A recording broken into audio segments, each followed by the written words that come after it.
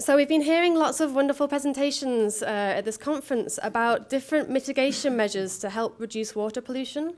But what's also very important to know is whether farmers will actually implement them on the ground. And so I recently finished my PhD last year, which looked at this topic and the factors that influence farmer adoption of these water pollution measures. And it's in the context of England. So I'd like to present some of the results from my PhD. So just to start, I'd like to set the context of which my research took part. There's a large national government-funded project in England known as the Demonstration Test Catchment project. That's been running for a few years, and the overall objective of this project is to assess the effectiveness of a variety of different measures, but also making sure that not only reducing water pollution, but also maintaining farm profitability, because these farms are businesses and they need to make money. So we've been working across 4 different catchments to sort of cover the farm types, farm sizes, soil type, rainfall, everything across England. And so in the east, we have the Wenstham catchment, which are the large arable farms. In the north, we have the Eden catchment, which my colleague Sean Burke presented a case study on yesterday. We have the sort of grassland livestock sheep farming up there. Then down in the southwest of England, we have the Avon and Tamar, which is predominantly dairy and mixed farming. So what we've been doing over the past few years, we have monitoring equipment in the rivers, and we've implemented with farmers on the ground various different mitigation measures. And we're assessing how effective they are. But also what's important, we've been engaging with not only those farmers, but the wider community. And we've done several surveys to just learn about what their behaviours are and what their attitudes are. So one of the first surveys that we did was in 2012, and this was just to gain a baseline, learning what the current uptake of measures actually is.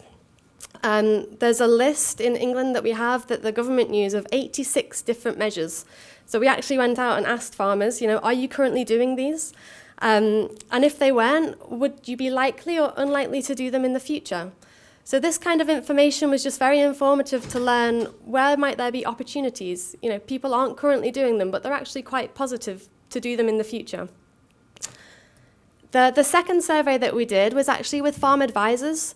So farm advice can sort of help encourage them to do different measures. And so in England, there's a lot of different farm advisors out there. There's the government provide free advice, there's the agronomists, salesmen, water companies, and also environmental organisations also provide advice to farmers. So we wanted to find out, is everybody advising the same measures? Are there gaps? Maybe nobody's recommending a certain measure. Are there actually even conflicts, that there might be people saying, do this, and the other person saying, no, don't do that? So we wanted to find out what's actually being recommended. If anybody wants any further information on those 2 surveys, just come and find me. But I'm going to focus this presentation on the final survey, which was looking at the different factors that influence farmers' uptake. So what are the motivations and what are the barriers? Now, this is the part where I normally dance around, but I just want to explain about the farming community. If you sort of picture a spectrum of people, at one end you've got farmers, if I just put my hat on, you want to try and encourage them to do something, but they're just going to sort of stand, be stubborn. Nope, I've always farmed that way. I'm not going to listen to you. Go away. Sort of move up the ladder. You've got someone who thinks, okay, yeah, I see your point, but I don't think it's going to fit in with my system. I've got my management and I know it works.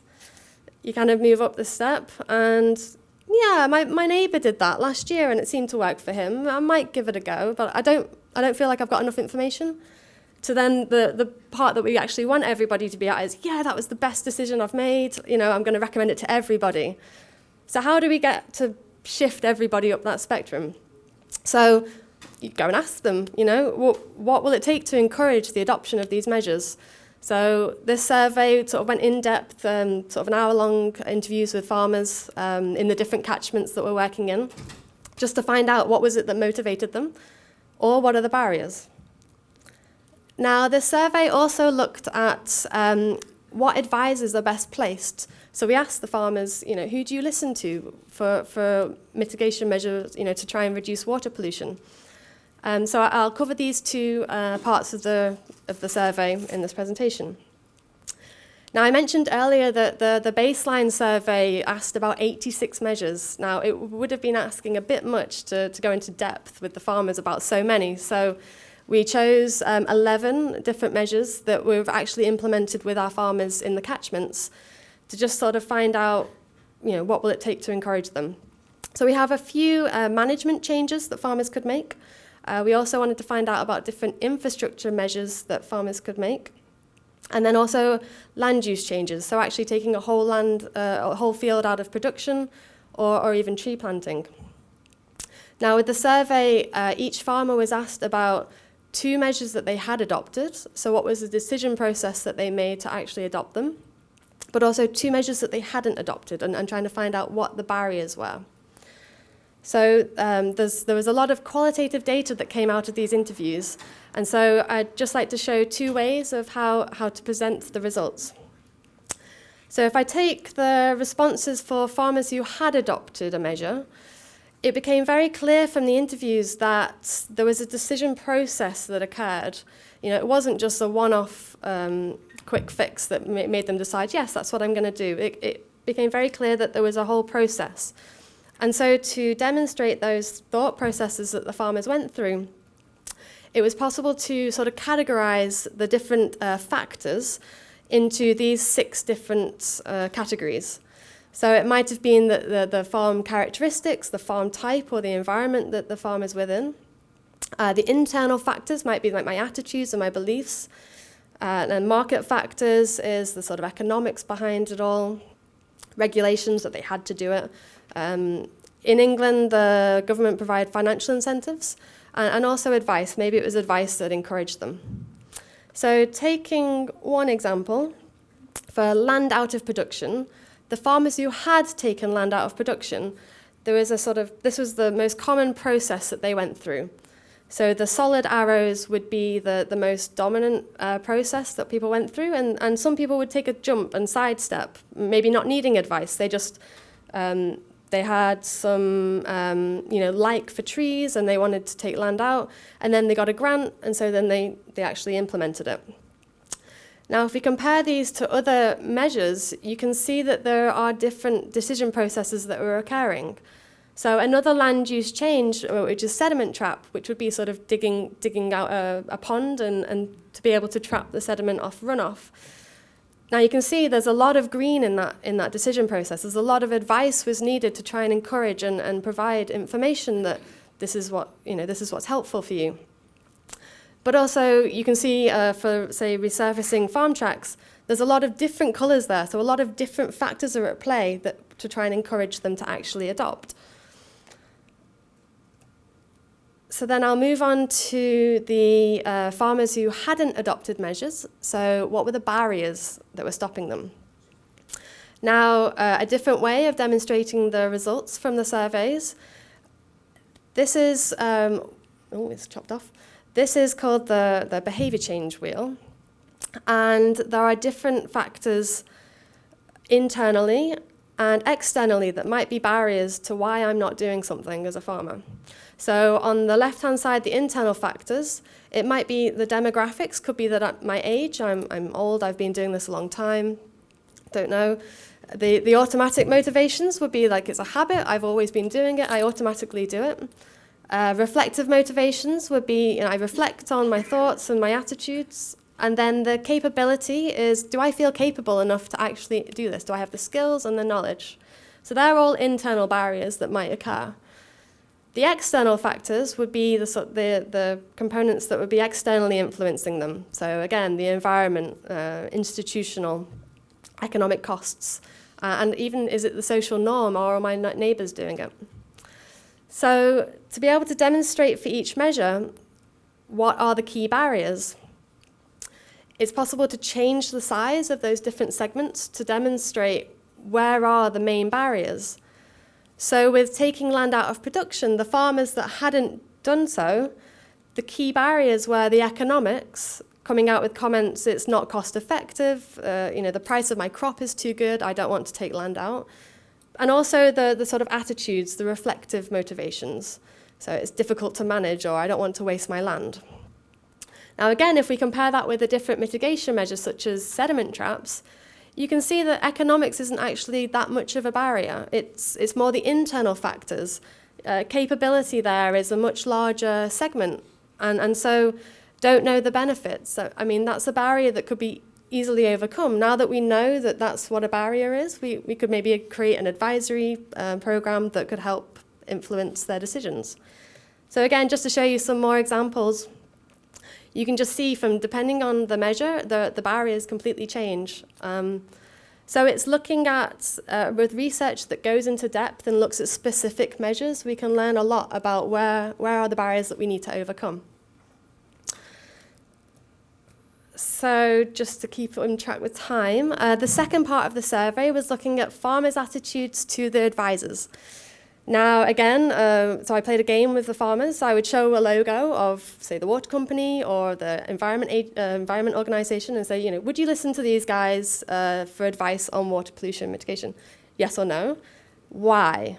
So then the words that they came out with, a way to show them, I don't know if you're familiar with word clouds. So normally they're used for websites. So just quickly example, the website page for this conference. You stick it into some software, a word cloud is created where the larger words are the most frequently used words. Not surprising, groundwater and conference come out quite large here. So if you do that with the vocabulary that the farmers said about, say, the Wildlife Trust, which is an environmental organization which provides advice and some grants, you can see that, knowledge is the blue words are the why they would listen to them, and the red is why they wouldn't. But if you compare that with another environmental organization, the Rivers Trust, they both offer grants, but Rivers Trusts aren't seen as biased. So if you were designing policy, you would think, okay, maybe we should use the channel of the Rivers Trust to influence farmers. So I asked about lots of different organizations, and so you can begin to see, why do people listen to these organizations and how best to utilize them. What was interesting was that because the research was conducted in different catchments across England, you could actually begin to see regional differences. So the Catchment Sensitive Farming Officer programme is funded by the British government, and it provides free advice and grants to priority catchments. Now, the livestock-dominated catchments, the Eden and the Tamar, the grant is actually a very persuasive mechanism. However, even though the grant is provided to the large arable farmers in the Wensum, that didn't really play a part as to why they would listen to them. Knowledge was much more important to them. So again, we begin to understand what might be utilised best to try and influence farmers. So that's all my results from the survey. I guess my key messages are, it's important to engage with farmers and actually just ask them, to help understand and how best to design policy. Gaining knowledge of specific measures. If we want to really encourage a specific measure, just find out what are the motivations and what are the barriers. And discovering the role of advisors and who farmers most listen to can help influence uptake. And I guess my take-home message would be, it's not only important to decide what to encourage, but also how and who should do the encouraging. Thank you very much for listening.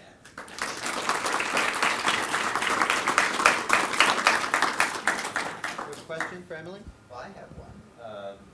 So in that last part, we're talking about sort of differences between the livestock areas and the arable areas, and there was sort of a difference in the motivation. Does that, I don't know if you looked at sort of how they run their businesses, what their profitability is, or what their risks are, and if there's any explanation. Yeah, I mean, so the grant is actually £10,000 that the farmer can apply each year for.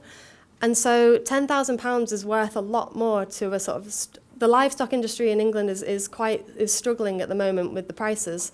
And so £10,000 can really make a difference. So just putting a roof over their slurry pit or resurfacing a track to save soil erosion, whereas £10,000 to a large arable wheat growing farmer is nothing, so that it's just not worth the hassle to apply for.